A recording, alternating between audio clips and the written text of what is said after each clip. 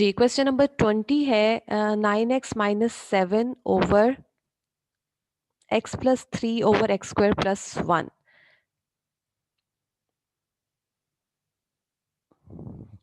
इसकी partial fraction जो है, इसमें बस ये चेंज है कि पार्शियल फ्रैक्शन आपने इस तरह से करनी है इसकी। उसके बाद आपने equate take the coefficient of x3।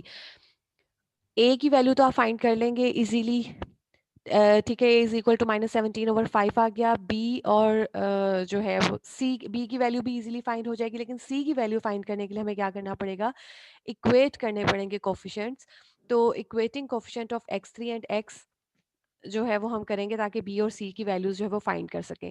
Equate करने के लिए ज़रूरी नहीं है कि आपने x3 x या यही वाले करने हैं, हमने कोशिश करनी है कि हम ऐसे कोफिशिएंट्स को इक्वेट करें जिसमें कम अननोन्स आए, ताकि आपको कम सॉल्व करना पड़े और आपका आंसर इजीली आ जाए।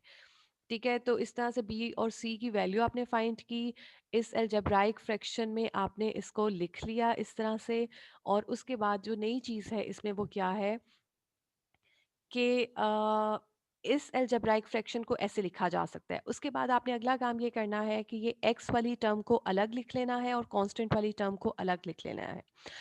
अब इसमें इसका तो integral 17 over 5 integral of 1 over x plus 3 D x, इसका इंटेग्रल तो इजीली आ जाएगा log natural x plus 3।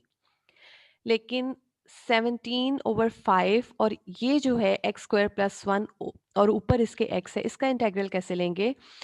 X square plus 1 का डेरिवेटिव क्या होता है, 2x। ठीक है, x मेरे पास ऑलरेडी मौजूद है, 2 मैं साथ मल्टीप्लाई और डिवाइड करके लगा सकती हूँ। ठीक है, यहाँ पे 2 लगा दिया, बाहर 10 हो गया 5 की जगह पर, और यहाँ पर भी log natural x square plus 1 आ गया। सिर्फ ये चेंज इसमें आएगा बाकी क्वेश्चन से। और उसके बाद जो अगला है वो ये है कि -6/5 dx over x square plus 1। Tangent inverse का आप लोगों को फॉर्मूला करवाया था। Tangent inverse x over a किसके इक्वल होता है, यानी किसका इंटेग्रल होता है, 1 over x square plus a square dx is equal to 1 over a tangent inverse x over a।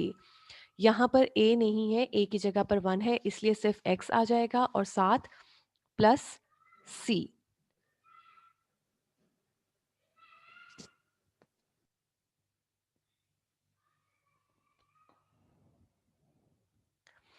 ने आपसे कहा था मैसेज व्हाट्सएप पे ही कीजिएगा, चलें, it's okay.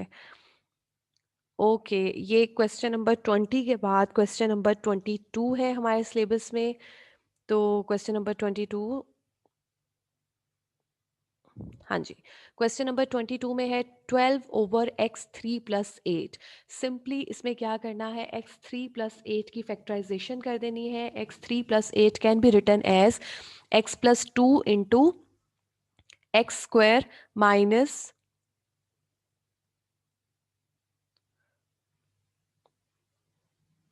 Ji, x three plus 8 can be written as x plus 2 into x square minus 2x plus 4।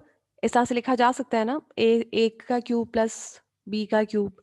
तो just इसकी factorisation की है और उसके बाद इसको पार्शियल फ्रैक्शन में कन्वर्ट कर लिया है। ए बी और सी जो अननोन्स हैं उनकी वैल्यू फाइंड करनी है। उसके लिए एक दफ़ा x is equal to -2 put करेंगे और a की वैल्यू आ जाएगी। और फिर उसके बाद जो है हम बी और सी की वैल्यूज़ निकालने के लिए हमें कोफिशिएंट्स को इक्वेट करना पड़ेगा। इट्स अप टू यू कि आप कौन से कोफिशिएंट्स को इक्वेट करते हैं। यहाँ पर एक्स स्क्वायर और एक्स के कोफिशिएंट को इक्वेट किया गया है। कोफिशिएंट इक्वेट करना अगर आप लोगों को नहीं आता तो मैं एक दफ़ा दोबारा से आपको बता देती हूँ। आपने क्या करना है, इसको सिंप्लीफाई करके लिख लेना है। ठीक है, जहाँ जहाँ पर एक्स स्क्वायर प्रेजेंट है उसके कोफिशिएंट्स को, मतलब यहाँ पर ए एक्स स्क्वायर आएगा प्लस बी एक्स स्क्वायर आएगा, और यहाँ पर एक्स स्क्वायर वाली टर्म प्रेजेंट नहीं है। तो equating the coefficient of x square is equal to a plus b is equal to 0, right. इस तरह से जहाँ जहाँ पर भी आपकी इस इक्वेशन में x या प्रेजेंट है, अब आप अगर x के कोफिशिएंट्स को इक्वेट करना चाहते हैं, जहाँ जहाँ पर x प्रेजेंट है, जैसे -2a आ जाएगा, यहाँ पर +2b आएगा और फिर +c आएगा। तो इस तरह से आप यहाँ पर अगर टर्म मौजूद नहीं है दूसरी साइड पे तो उसकी जगह 0 आ जाएगा।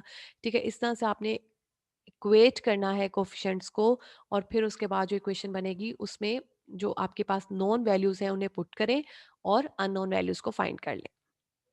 तो c इज इक्वल टू 4 आ गया आपके पास, b इज इक्वल टू -1 आ गया, और आपकी ये जो फ्रैक्शन थी वो इस फॉर्म में, सिंपलेस्ट फॉर्म में आ गई। अगला काम हमने क्या करना है, इसको इस तरह से इंटेग्रल फॉर्म में लिख लिया, x-4 over x square minus 2x plus 4। अब नीचे है एक्स स्क्वायर माइनस 2x और ऊपर है x माइनस 4। सबसे पहले आपने चेक करना है कि इसका डेरिवेटिव क्या है। इसका डेरिवेटिव है 2x माइनस 2, ऐसा ही है, इसका डेरिवेटिव है 2x माइनस 2। अब मुझे ऊपर 2x माइनस 2 चाहिए, तो मैं क्या करूँगी, मेरे पास x है, मैं उसको तो 2 से मल्टीप्लाई और डिवाइड कर लूँगी, और ये आ जाएगा मेरे पास 1/2 2x माइनस 8। ये चीज़ एज इट इज़ आ गई।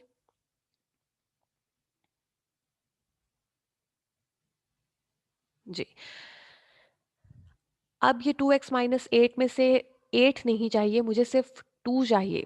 तो -2 मैं इधर रहने दूंगी, और जो बाकी 6 बच जाएगा उसको यहाँ पर, ये वाला -1/2 मल्टीप्लाई होगा -6 से, और ये आ जाएगा +6/2, और ये वाली term.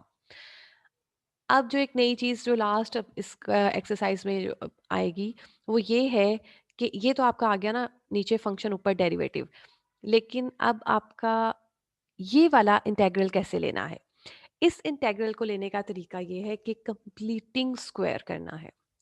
X square minus 2x plus 4 can be return as x square minus 2x plus 1 plus 3। क्यों लिखा, क्योंकि एक्स square minus 2x plus 1 is equal to x minus 1 का होल स्क्वायर प्लस √3 का होल स्क्वायर। ये होल स्क्वायर नहीं डला हुआ, डाल लीजिएगा। अब ये बन गया ना एक्स का स्क्वायर प्लस ए का स्क्वायर, तो टेंजेंट इनवर्स वाला फॉर्मूला, ये 3 जो कांस्टेंट है, ये 1/a जो फॉर्मूले का आता है, इसलिए √3 आया। टेंजेंट इनवर्स आया x-1/√3, क्योंकि अभी मैंने आपको पिछले क्वेश्चन में भी बताया कि 1/dx/x² plus a square is equal to 1/a tangent inverse x/a, right. तो बस इस ए प्लस सी डाल के जो है आपने इस इक्वेशन क्वेश्चन को ख़त्म कर देना है, ये आपका आंसर आ गया। आज के लेक्चर के लिए इतना ही।